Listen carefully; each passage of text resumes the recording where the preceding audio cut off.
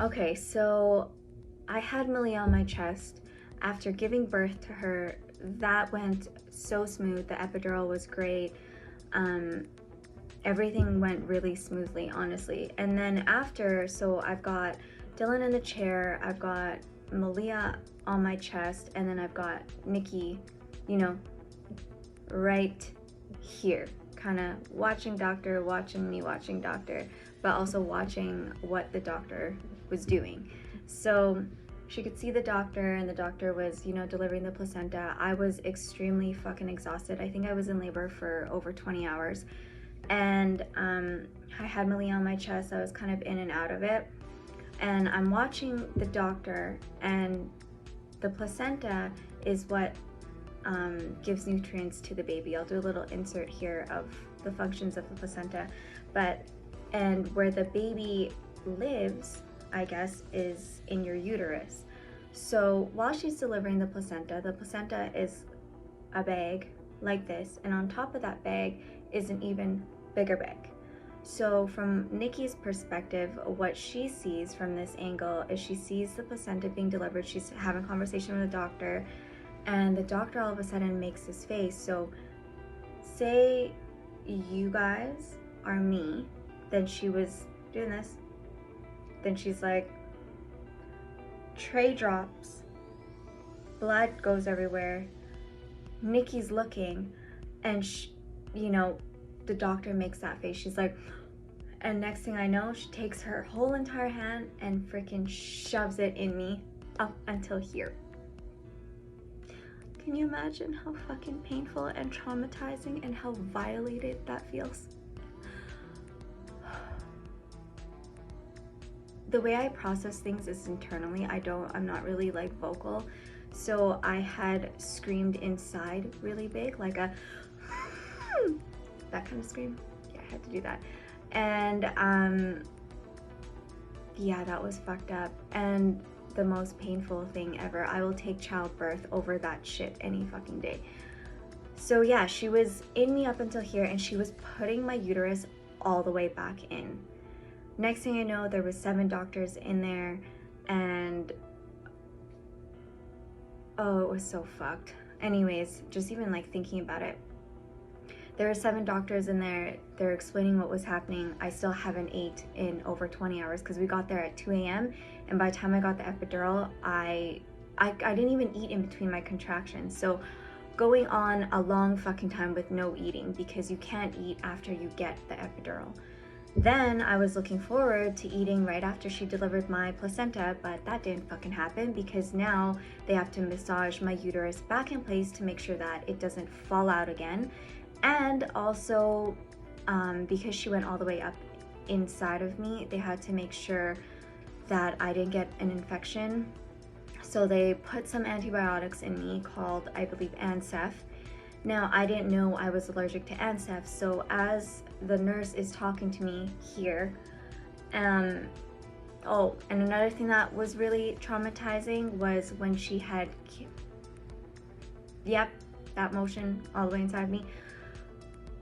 They had to take Malia off of me. And when you're having that experience of, that heart to heart, chest to chest, skin to skin kind of feeling closeness with your baby, and then to have it taken away from you, especially after all this hard work of labor, you kind of feel fucking lost and empty. Like, I felt like my world, this is me. I was like, oh my God.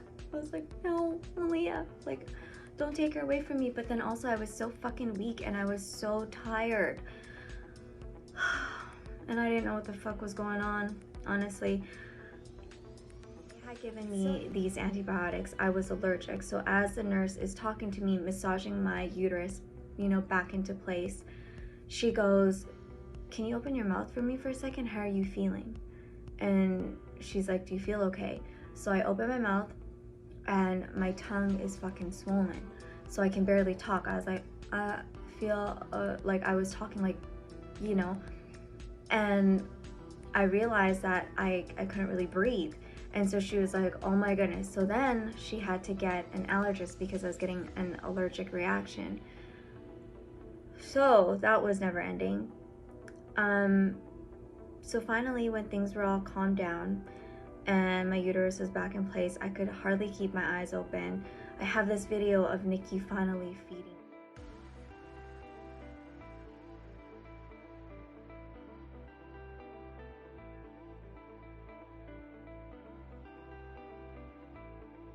Me, because she was giving me water and putting food into my mouth, and I was slowly eating. I was so freaking weak.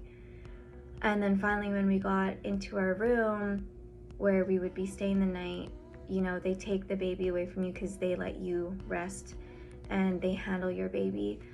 And the next day, the nurse had come in and she was like, okay, Shar, someone's gonna come in and talk with you, and they're gonna ask you, you know, how you're doing mentally, because what you went through is not normal. That doesn't happen, and it's okay to feel however you feel.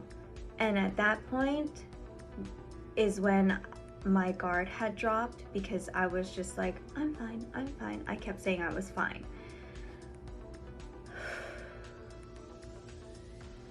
Yeah, and that's when my guard had dropped and I was like, no, I'm not okay. And yeah, that was really hard. So yeah, that happens to 1 in 50,000 people, like I had mentioned, and it's not common. And I just felt like I didn't want to be weak, especially because I was like a new mom, and I was like, everyone's done this, so I know so many moms out there, and I was like, I don't want to be the fucking weak one. I don't know why you think that way, but it's just a common mom thing. You just take all the weight on your shoulders. So in my head, I was thinking, how the fuck am I gonna be so weak when my baby just entered this world and I need to be there for her? Like, toughen up, Shar, it's okay. The recovery from that wasn't actually so bad, but like, I was okay, but I think it was the mental part of it that really fucked with me.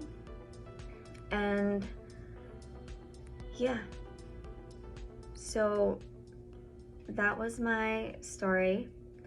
Thank you for watching the whole video. If you guys have questions, I'm more than happy to answer them.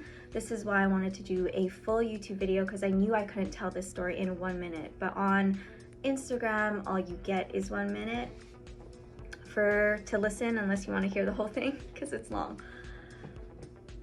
But yeah, for listening to my story on childbirth. I'm lucky to have Malia, and I'm happy she's here.